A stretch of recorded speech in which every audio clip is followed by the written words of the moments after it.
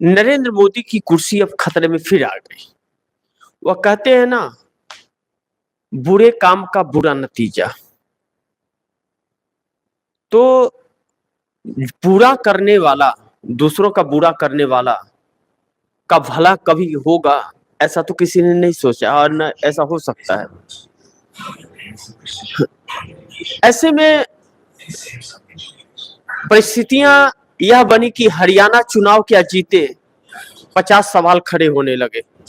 लेकिन इस सवाल के अंदर बहुत से बातें उभर करके आई, क्योंकि आप दर्शक इस चीज को भी समझिए कि हरियाणा चुनाव जिस तरह नरेंद्र मोदी ने जीता है, वह चुनाव सवालों के घेरे में आ गया।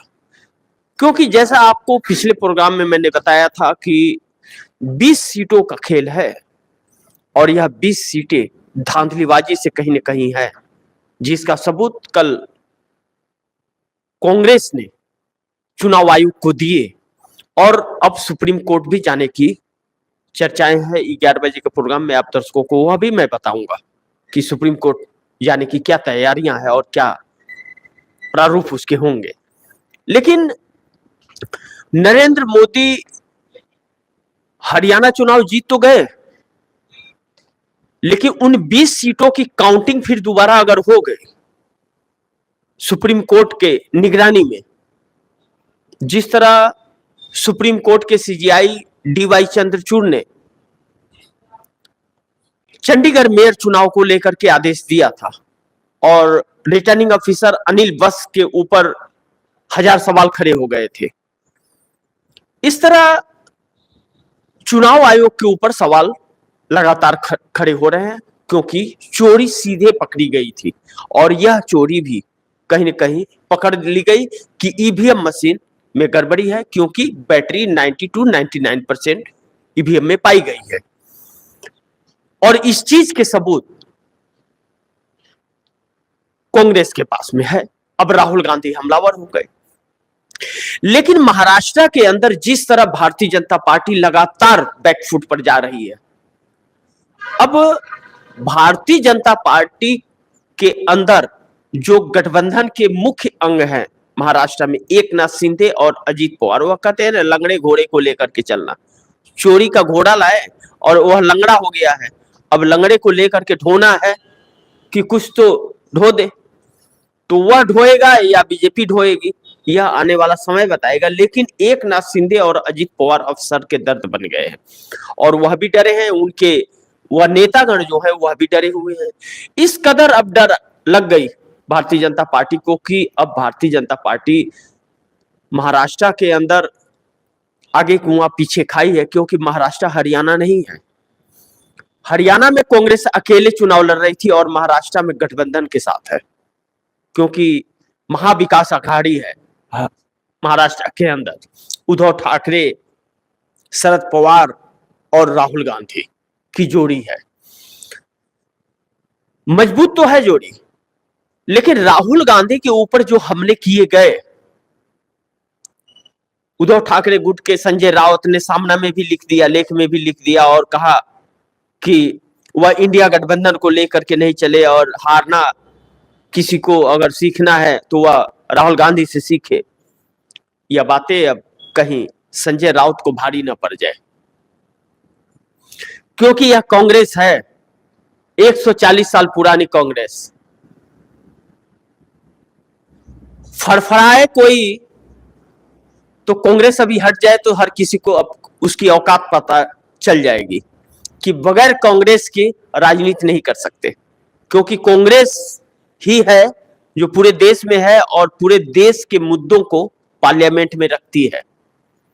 तो यह क्षेत्रीय दल जो तानाशाहियां दिखा रहे हैं वह उनके लिए भारी पड़ेगा। लेकिन अखिलेश यादव ने एक संकेत दिया। अखिलेश यादव ने 10 सीटों पर उपचुनाव होने हैं उत्तर प्रदेश के अंदर, और उन 10 सीटों में 6 सीटों पर नामों का ऐलान कर दिया है। और अब उद्धव अखिलेश यादव और राहुल गांधी को उपचुनाव के अंदर 10 में 3 से 4 देंगे। अगर 3 सीटें भी कांग्रेस को मिलती है तो जो माहौल है उस माहौल में कांग्रेस को वह 3 सीटें मजबूती से लड़नी चाहिए उत्तर प्रदेश में, ऐसा हर राजनीतिक विशेषज्ञों का मानना है और यह सच भी है। लेकिन इस बीच ममता बनर्जी का बयान दुखद है। अरविंद केजरीवाल का क्या? अरविंद केजरीवाल आरएसएस के बी टीम है, भाजपा की बी टीम है, इस चीज से इनकार नहीं किया जा सकता। यह आपस में भाजपा और इनकी जो तकरार हमेशा होते रहती है, यह एक दूसरे को बड़ा दिखाने के लिए, हम तुझसे कम नहीं, इसके लिए होता है यह। नहीं तो 5 सीटें कांग्रेस दे रही थी, राहुल गांधी आगे बढ़ करके आए थे, जबकि आम आदमी पार्टी ने ऐलान किया था कि मेरा गठबंधन लोकसभा चुनाव तक था, मैं अकेले चुनाव लड़ूंगा, राष्ट्रीय पार्टी हूं। तभी भी राहुल गांधी ने कहा जिसका 0.48% वोट प्रतिशत हरियाणा के अंदर है उसको 5 सीटें हम देंगे, अरविंद केजरीवाल को 5 सीटें देंगे और इंडिया गठबंधन चुनाव लड़ेगा। लेकिन यह लोग नहीं माने, 20 सीटें मांगते हुए नजर आए। फिर जब बात हो गई, 5 सीटों पर बात बन गई, उसके बावजूद हां करने के बाद ना कर गए, और जब ना कर गए तो कांग्रेस ने कहा नहीं, हम अब इससे ज्यादा आपको नहीं दे सकते, और इन्होंने 50 सीटों पर अपने प्रत्याशी आम आदमी पार्टी ने खड़ा कर दिए।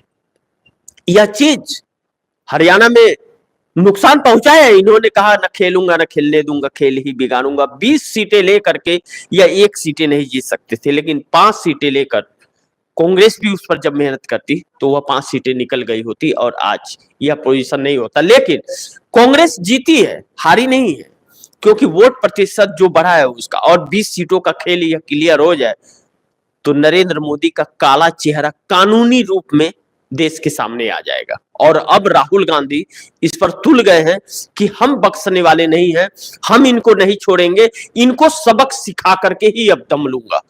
अगर यह चीज राहुल गांधी ने ठान ली है तो वह नरेंद्र मोदी के लिए शुभ संकेत नहीं है। लेकिन यहीं पर आरएसएस अब जिस तरह से अब फिर अड़ गया। आरएसएस ने कहा कि 2 में से किसी एक को चुन लीजिए, वसुंधरा राजे सिंधिया या संजय जोशी, राष्ट्रीय अध्यक्ष के लिए भारतीय जनता पार्टी का। और जब आरएसएस अब ठन गया है, कल जो ठनाठनी हुई है, मोदी दोनों नामों पर मुहर नहीं लगा रहे। वसुंधरा राजे सिंधिया पर अमित शाह तैयार नहीं है। अगर मोदी वसुंधरा राजे सिंधिया पर तैयार हो रहे तो अमित शाह तैयार नहीं है। और आरएसएस ने 2 ही ऑप्शन रखे हैं।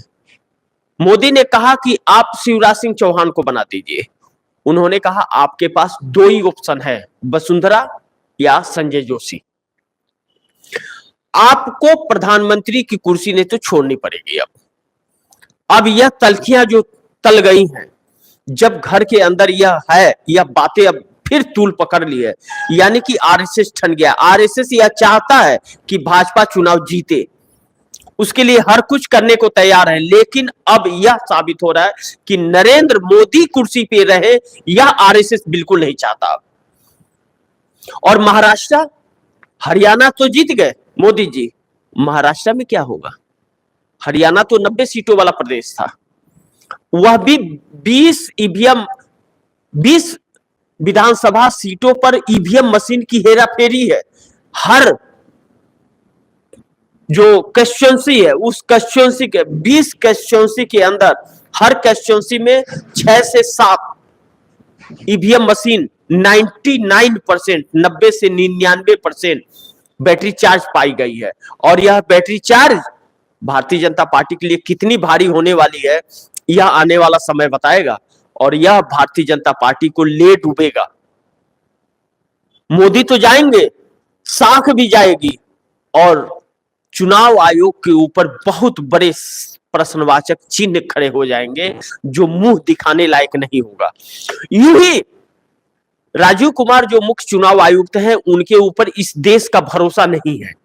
देश विश्वास नहीं कर रहा है, भरोसा नहीं कर रहा है।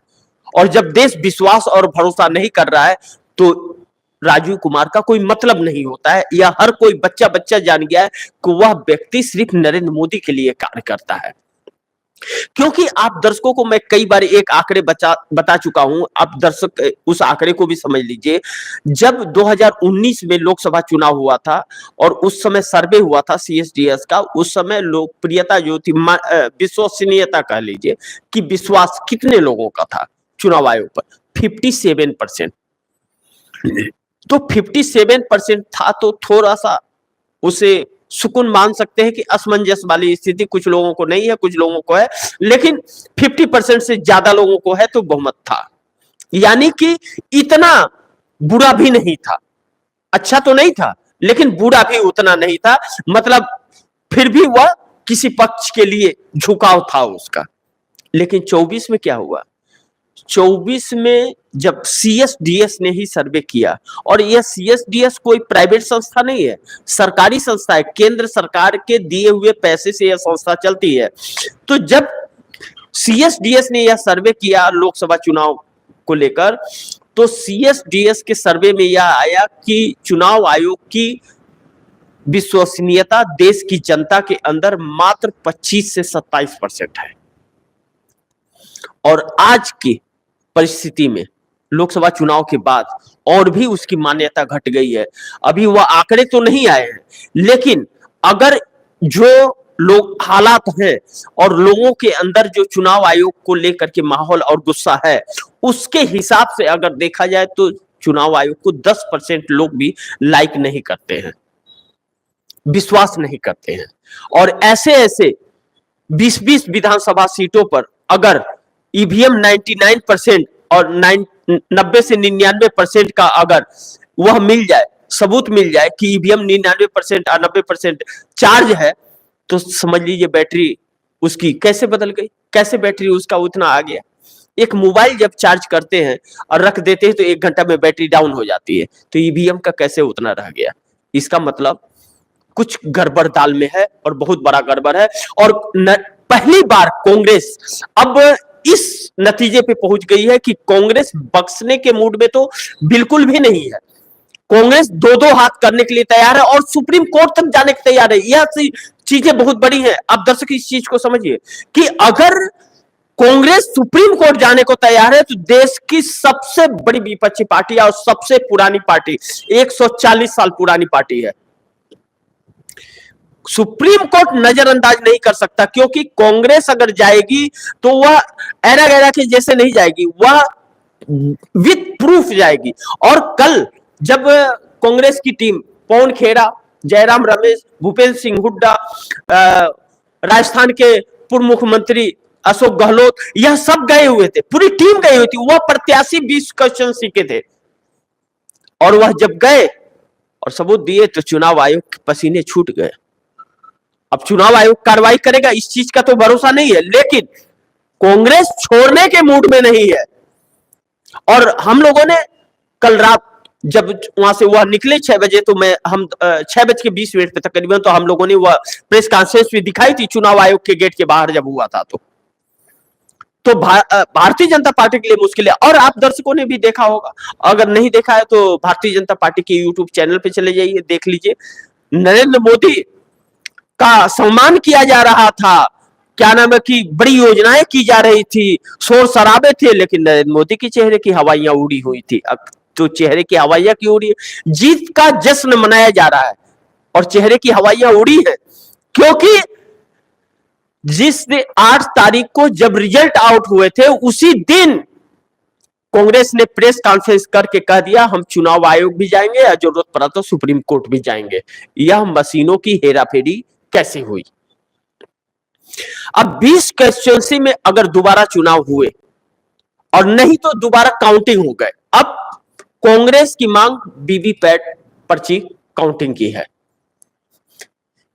अब यह चीज नरेंद्र मोदी को कितना करेगा? अब यह चीज आते ही, कांग्रेस के हाथ में सबूत आते ही आरएसएस एक्टिव हो गया और मोदी को छुट्टी करने के लिए फिर तैयार हो गया। और फिर वसुंधरा सिंधिया और संजय जोशी का नाम आगे बढ़ गया। अब इस बीच में नरेंद्र मोदी के लिए मुसीबत हो गई।